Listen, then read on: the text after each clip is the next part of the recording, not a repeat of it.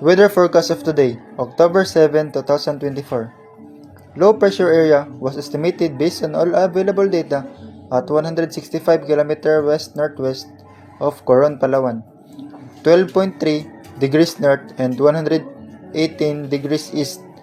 It is embedded along the Intertropical Convergence Zone or ITCZ, affecting southern Luzon, Visayas, and Mindanao.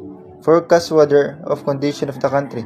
For Bicol region, Mimaropa, Quezon, Rizal, Laguna, and Batangas. Cloudy skies with isolated rain showers or thunderstorms caused by low pressure area.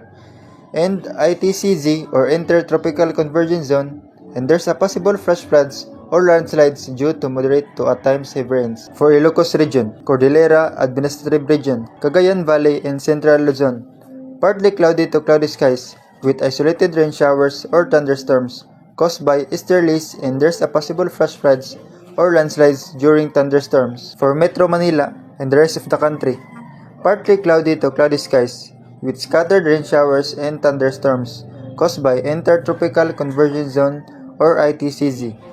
And there's a possible flash floods or landslides due to moderate to at times heavy rains. Forecast wind and coastal water condition of the country.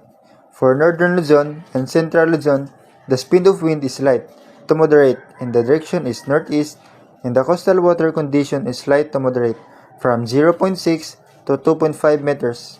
For Ormoc City weather, the temperature is 33 degrees Celsius and the ultraviolet index is low and the wind is 5 km per hour and the humidity is 85%. Humidity will make high and feels like 39 degrees Celsius.